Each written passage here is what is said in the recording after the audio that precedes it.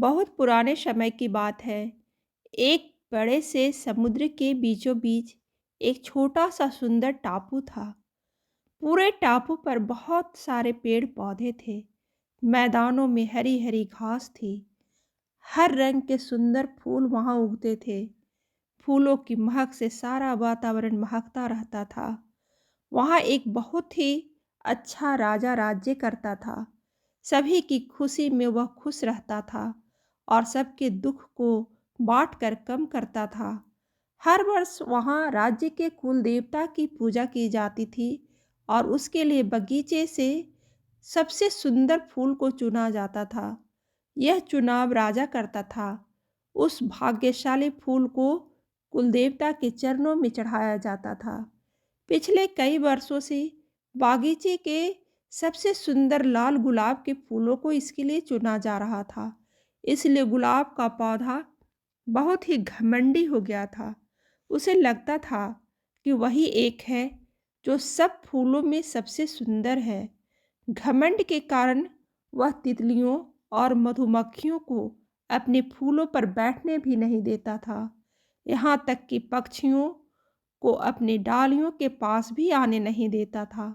उसके ऐसे व्यवहार के कारण कोई तितली या पक्षी उसके पास जाना ही नहीं चाहते थे। हर वर्ष की तरह एक बार फिर वह दिन आने वाला था जब कुलदेवता की पूजा की जानी थी। गुलाब के पौधे को पूरा विश्वास था कि राजा आएंगे और उसी को चुनेंगे। गुलाब के पौधे के पीछे मिट्टी के ढेर पर एक पौधा अपने आप उगाया था, छोटा सा, नाजुक सा। उस पर चमकदार पीले रंग के छोटे छोटे फूल उगे थे। वह एक जंगली पौधा था, इसलिए कभी कोई उसकी ओर ध्यान ही नहीं देता था। उसके फूल छोटे थे लेकिन बेहद सुंदर थे। घंटी के आकार के उन फूलों की पंखुड़ियाँ किनारों पर गहरे लाल रंग की थी।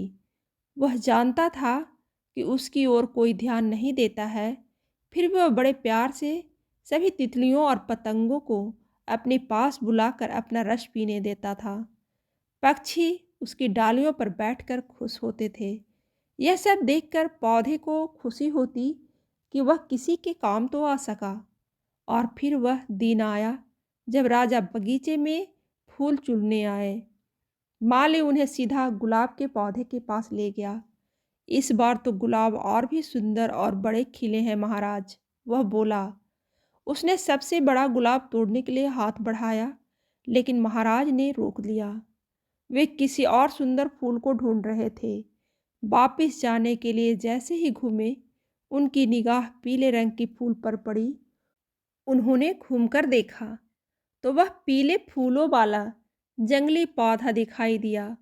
उसके आसपास अनेक तितलियां और पतंगे घूम रहे थे, जबकि गुलाब का पौधा अकेला खड़ा था।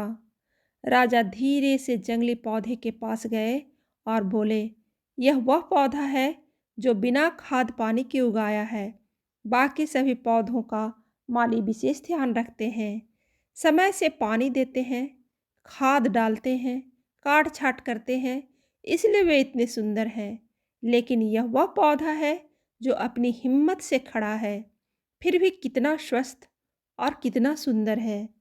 सबसे अच्छी बात यह है कि इसके अच्छे स्वभाव के कारण सभी तितलियां उसके पास आकर बेहद खुश हैं। यही है सच्ची सुंदरता। इसलिए कुलदेवता की पूजा के लिए मैं इस जंगली फूल को ही चुनता हूँ। दोस्तों, सच्ची सुंदरता उसकी आत्मा में, उसके मन में होती है, जो दिखाई बहुत मुश्किल से पड़ती है।